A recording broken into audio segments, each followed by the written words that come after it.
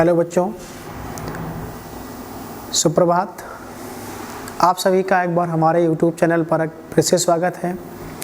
जैसा कि आप जानते हैं कि हमारी बोर्ड परीक्षाएं बहुत ही पास आ गई हैं, उनको देखते हुए अब आपके चैनल पर आपका अनसॉल्व पेपर शुरू हो गया है, जिसमें से आज हम लोग 2022 का सेट फर्स्ट जो हमारा है उसके अंतर्गत हम लोग भौतिक विज्ञान का अध्ययन करने वाले हैं।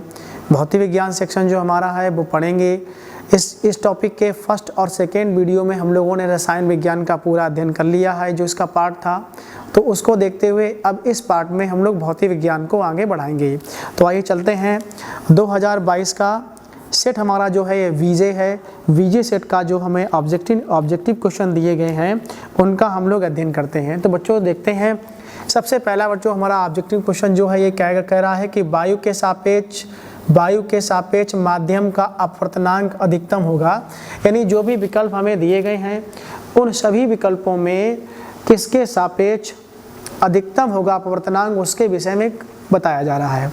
बच्चों आपको ये बता दूं कि जब भी अपवर्तनांक और माध्यम की बात आए तो आप ध्यान रखें, जिस माध्यम में प्रकाश का वेग सबसे कम होगा उस माध्यम का अपवर्तनांक सबसे ज़्यादा होगा। यानी माध्यम का अपवर्तनांक जो होता है ये प्रकाश के वेलोसिटी के अनप्रोपोर्शनली बोल सकते हैं। आपको बता दें बच्चों, जितना माध्यम हमारा सरल होगा प्रकाश की तीव्रता उतनी ज़्यादा होगी। कुल मिलाकर ये कह सकते हैं जहाँ रुकावट कम होगी वहाँ प्रकाश की चाल ज़्यादा होगी। जैसे निर्वात में किसी भी प्रकार के कोई कण नहीं होते हैं, इसलिए निर्वात में प्रकाश की चाल सबसे ज़्यादा, वायु में फिर उससे कम, जल में या किसी भी द्रव में फिर उससे कम, ठोसों में सबसे कम। तो अब जो विकल्प दिए गए हैं उनमें हम लोगों को ये देखना है कि सबसे ठोस हमारा कौन है। जो हमारा सबसे ठोस होगा उसमें प्रकाश की चाल सबसे कम होगी और उसका अपवर्तनांक जो हमारा होगा वो सबसे ज़्यादा होगा।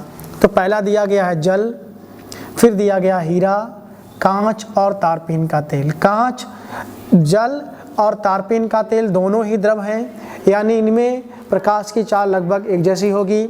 जो हमारा हीरा और कांच दिया गया जिसमें से सबसे कठोर बच्चों हमारा होता है हीरा, तो इसमें ऑप्शन कौन सा बच्चों हो जाएगा? हीरा। यानी वायु के सापेक्ष माध्यम का अपवर्तनांक सबसे अधिक किसमें होगा? हीरे में होगा। हमेशा याद रखें कि हीरा सबसे ठोस माना जाता है, इसलिए हीरे का अपवर्तनांक सबसे ज़्यादा होता है। और ये पूर्ण आंतरिक परावर्तन का एक उदाहरण भी है, ये भी याद रखें। दूसरा बच्चों दिया गया है कि निकट दृष्टि दोष के निवारण के लिए चश्मे में प्रयुक्त करना चाहिए। यानी किस लेंस का प्रयोग निकट दृष्टि दोष से पीड़ित व्यक्ति को करना चाहिए। तो बच्चों आपको बता दूं कि एक हमारा होता है उत्तल लेंस और दूसरा होता है अवतल लेंस। बच्चों निकट दृष्टि दोष और दूर दृष्टि दोष होते हैं। दूर में अक्षर हमारे 2 हैं, उत्तल में लेंस में अक्षर 3 है। तो जिसको 2 अक्षर वाला दोष होगा वो 3 वाला लेंस लगाएगा, और जिसमें 3 अक्षर होंगे वो 4 वाला लेंस लगाएगा। इसका कोड बच्चों होता है 2 3 3 4, यानी 2 वाला 3 वाला लेंस लगाएगा और 3 वाला 4 वाला लेंस लगाएगा। तो हमारे इसमें कितने अक्षर बच्चों दिए गए हैं? 3। तो इसमें कौन सा लेंस लगेगा? अवतल लेंस लगेगा। यानी निकट दृष्टि दोष से पीड़ित व्यक्ति को कौन सा लेंस प्रयोग करना होगा? अवतल लेंस। अगर हमारा दूरदृष्टि दोष होता तो कौन सा प्रयोग करते? उत्तल लेंस। ये याद रखेंगे। और ये ध्यान रखें कि निकट दृष्टि दोष या दूरदृष्टि दोष में दर्पणों का प्रयोग नहीं किया जाता है। किसका प्रयोग होता है बच्चों? लेंस का प्रयोग करते हैं, और लेंस ही उसमें प्रयोग किए जाते हैं। आँखों में जो हमारे दोष उत्पन्न होते हैं उन दोषों में से 5 दोष होते हैं, जिसमें से निकट दृष्टि दोष, दूरदृष्टि दोष, जरा दूरदृष्टिता, आबिंदुकता, वर्णाधार या कलर ब्लाइंडनेस। जिसमें से सबसे प्रमुख कौन है? निकट दृष्टि दोष और दूरदृष्टि दोष। जब व्यक्ति की आयु बढ़ती है, बढ़ने के साथ साथ जब उसकी मांसपेशियां सिकुड़ना शुरू हो जाती हैं तो नेत्र में जरा दूरदर्शिता दोष हो जाता है, जिसमें पास और दूर दोनों स्थितियों की वस्तुएं व्यक्ति को नहीं दिखाई देती हैं। अब बच्चों आगे आते हैं। फिर हम लोगों को दिया गया है चुंबकीय बल रेखाएं। इसमें विकल्प में बच्चों दिया गया है कि चुंबकीय बल रेखाएं। आगे फिर हमें ऑप्शन दिया गया है सदैव समांतर होती हैं। तो बच्चों चुंबकीय बल रेखाएं जो होती हैं सदैव समांतर तो नहीं होती हैं, यानी पहला विकल्प इसका गलत है। दूसरा दिया गया एक बिंदु पर मिलती हैं, ये भी बच्चों गलत है, क्योंकि यदि चुंबकीय बल रेखाएं एक बिंदु पर मिल जाएंगी तो उस बिंदु से अनंत बल रेखाएं खींची जा सकती हैं, क्योंकि ये संभव नहीं है। इसीलिए चुंबकीय बल रेखाएं किसी भी बिंदु पर नहीं मिलती हैं, ये भी विकल्प गलत है। तीसरा बच्चों आएगा एक दूसरे को कभी स्पर्श नहीं करती हैं या एक दूसरे को कभी नहीं काटती हैं, ये विकल्प बच्चों हमारा सही है कि जो दो चुंबकीय बल रेखाएं होती हैं वो एक दूसरे को कभी नहीं काटती हैं। यदि चुंबकीय बल रेखाएं एक दूसरे को काटेंगी तो उनका चुंबकीय बल आघूर्ण यानी चुंबकत्व जो है वो शून्य हो जाएगा और ऐसी स्थिति चुंबक में उत्पन्न नहीं होती है। फिर दिया गया परस्पर काटती हैं, तो ये भी विकल्प गलत है। तो इसके अनुसार हमारा कौन सा विकल्प बच्चों सही है कि चुंबकीय बल रेखाएं एक दूसरे को कभी नहीं काटती हैं। ये बच्चों ये चुंबक की विशेषताएं हैं जिसके विषय में हम लोग पढ़ रहे हैं। अब हम लोग बच्चों इसका अगला क्वेश्चन पढ़ने वाले हैं। ये हमें क्वेश्चन नंबर 2 का दिया गया है। 2 के का में जो बच्चों दिया गया है ये एक बहुत ही अच्छा न्यूमेरिकल है और ये न्यूमेरिकल जो हम लोगों को दिया गया है ये अवतल दर्पण से संबंधित है, तो हम लोग इसका अध्ययन करेंगे। इसमें बच्चों दिया गया है कि अवतल दर्पण के मुख्य अक्ष पर, अवतल दर्पण के मुख्य अक्ष पर, तो हमें पहले सवाल ध्यान से पढ़ना पड़ेगा।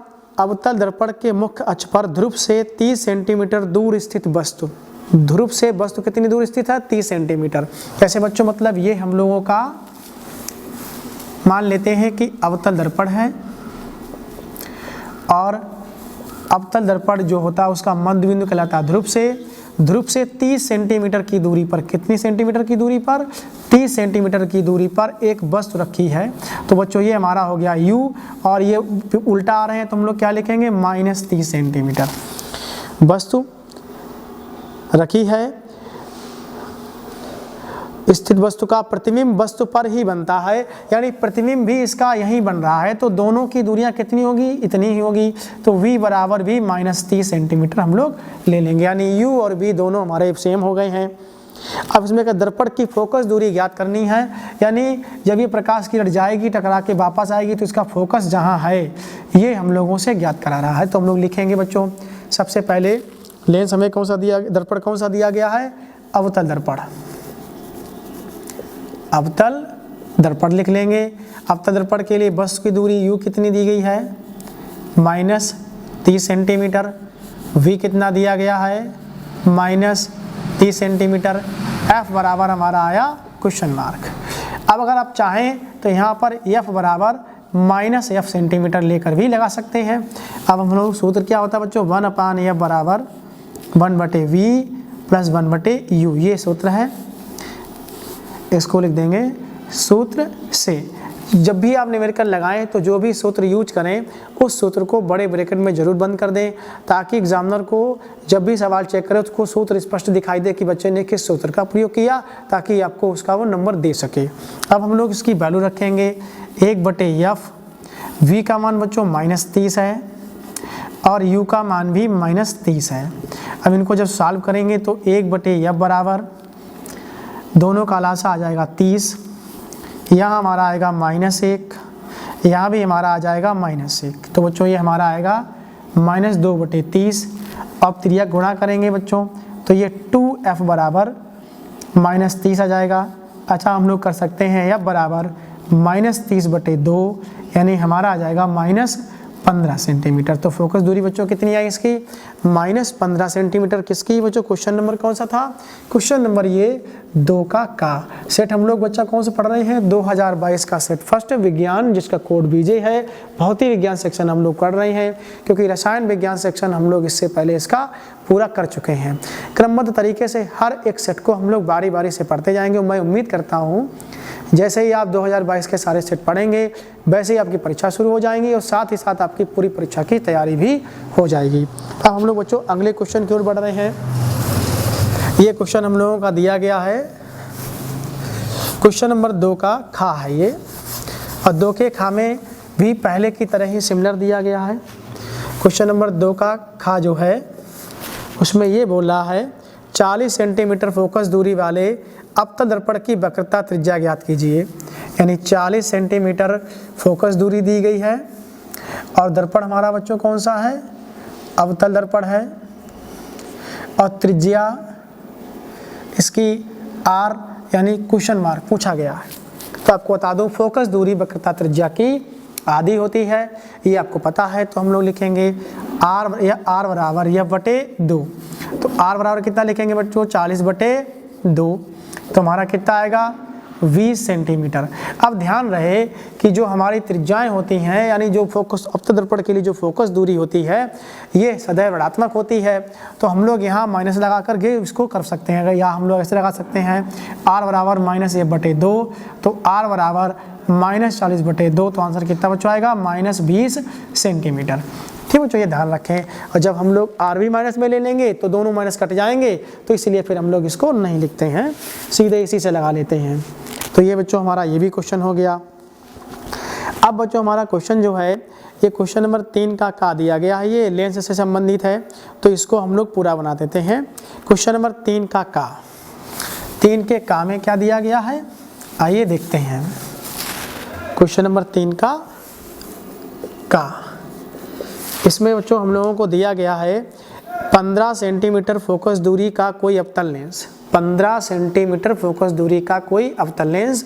लेंस कौन सा है, अवतल लेंस है। फोकस दूरी बच्चों कितनी दी गई है 15 सेंटीमीटर। अवतल लेंस है तो दूरी बच्चों कैसी होगी माइनस में। लेंस किसी वस्तु का प्रतिबिंब लेंस से 10 सेंटीमीटर दूर पर बनता है। लेंस वस्तु का प्रतिबिंब बच्चों कितनी दूर बनता है 10 सेंटीमीटर। तो आप लिखेंगे v बराबर -10 सेंटीमीटर। और आगे कह रहा है कि वस्तु लेंस से कितनी दूर पर स्थित है, यानी u बराबर क्वेश्चन मार्क। किरण आरेख भी बनाइए, यानी आपको चित्र भी बनाना है। तो सबसे पहले हम लोग सवाल लगा करके u पता कर लेंगे। जैसे ही हम लोगों को u पता होगा फिर हम लोग उसकी डायग्राम बना लेंगे। तो चलते हैं, सबसे पहले क्या लिखेंगे लेंस के लिए 1/a बराबर 1/v माइनस 1/u, ये इसका क्या है सूत्र है। तो हम लोग लिखेंगे सूत्र से। तो सबसे पहले क्या लिखेंगे 1/-15 बराबर 1/v का मान -10 माइनस 1/u। इस पद को सभी में माइनस है तो सब में माइनस में भाग दे देंगे। तो हमारा आएगा 1/15 बराबर 1/10 और प्लस 1/u। ध्यान रहे यहाँ पर हम लोगों ने माइनस से दोनों पक्षों में भाग दे दिया है। अब क्या करेंगे, ये पद इधर लाएंगे तो 1/15 माइनस 1/10 बराबर 1/u। अब इन दोनों का एलसीएम लेंगे तो एलसीएम आएगा 30। 15 दूनी 30 तो 2 लिखेंगे, 10 तियाँ 30 तो यहाँ 3 लिखेंगे। 1/u इससे घटाएंगे तो आएगा -1/30 बराबर 1/u। तो इसको सॉल्व करेंगे तो बच्चों हमारा आएगा u बराबर -30 सेंटीमीटर। तो हमें u कितना मिल गया बच्चों -30 सेंटीमीटर हम लोगों ने ज्ञात कर लिया। तो ये इस तरह से बच्चों लगाएं। सबसे पहले क्या करेंगे, जो भी हमें दूरियां दी जाएंगी उनको चिन्ह परिपाटी के अनुसार नोट कर लेंगे। जैसी भी दूरी दी होगी माइनस प्लस में उसको हम लोग लिख लेंगे। लिखने के बाद फिर हम लोग फार्मूला रखेंगे और फार्मूले में जो वैल्यू दी गई है उसको उसी के स्थान पर पुट करेंगे। पुट करने के बाद फिर हम लोग मैथमेटिक्स के अनुसार उसको सॉल्व करेंगे। सॉल्व करने के बाद जो भी आंसर हम लोगों को मिलेगा उसको हम लोग नोट कर लेंगे। तो इस तरह से बच्चों हम लोग ये सवाल पूरा करेंगे। अब हम लोग इसका किरण आरेख बनाते हैं जो हमें बताया गया। इसमें कह रहा था कि किरण आरेख भी बनाइए। तो किरण आरेख के लिए बच्चों हम लोग इस सवाल को रफ कर देते हैं क्योंकि वैल्यू हम लोगों ने सारी प्राप्त कर ली हैं। जब भी आप चित्र बनाएं तो सबसे पहले बच्चों हम लोग क्या बनाएंगे, एक अक्ष बनाएंगे। अवतल लेंस है तो अवतल लेंस के लिए बच्चों हम लोग अवतल लेंस रखेंगे इस तरह से और इसके मध्य बिंदु को मिलाएंगे तो यहाँ से हम लोगों को C मिल जाएगा। बच्चों क्या मिल जाएगा C। फिर हम लोग वस्तु रखेंगे। वस्तु की दूरी हम लोगों की 30 सेंटीमीटर आई है तो हम लोग यहाँ से डाल सकते हैं 30 सेंटीमीटर। यहाँ से वस्तु एक समांतर मुख्य अक्ष के समांतर किरण डालेंगे और इधर ये वापस चली जाएगी। इस किरण को हम लोग पीछे बढ़ाएंगे, जहाँ ये मिलेगी वहाँ इसका फोकस होगा। फोकस की दूरी बच्चों कितनी है 15 सेंटीमीटर, तो वो लिख देंगे 15 सेंटीमीटर, ये फोकस हो गया। अब दूसरी प्रकाश किरण हम लोग प्रकाशिक केंद्र से डालेंगे। प्रकाशिक केंद्र से डालने वाली प्रकाश किरण उसी माध्यम में वापस लौट आती है, बिना विचलित हुए सीधी निकल जाती है। अब हमको ये देखना है कि प्रतिबिंब बच्चों कहाँ बन रहा है, तो जो दोनों किरणें जहाँ पर कट रही हैं यहीं पर प्रतिबिंब बनेगा। अगर वस्तु हमारी ए बी है तो प्रतिबिंब हमारा ए डैश बी डैश होगा। अब प्रतिबिंब की दूरी हम लोगों ने कितनी निकाली थी बच्चों, -10 सेंटीमीटर, तो यहाँ हम लोग 10 सेंटीमीटर लिख देंगे, तो ये 10 सेंटीमीटर हो गया। तो इस तरह से हम लोग इसका चित्र कंप्लीट कर लेंगे 10 सेंटीमीटर। अब इसको कोई नाम दे दें, जैसे ये L1 L2 हो गया, तो यहाँ पर हम लोग D लिख सकते हैं, यहाँ M लिख सकते हैं। तो इस तरह से बच्चों हम लोग इसमें किरण आरेख पूरा कर लेंगे। अब बच्चों हमारे जो क्वेश्चन बचे हैं, इसके 2 क्वेश्चन और बचे हुए हैं, वो हम लोग इसके अगले वीडियो में बनाएंगे, क्योंकि ये वीडियो की लेंथ लंबी हो जाएगी। इसको देखते हुए इसका जो नेक्स्ट पार्ट है वो हम लोग अगले एपिसोड में पढ़ेंगे।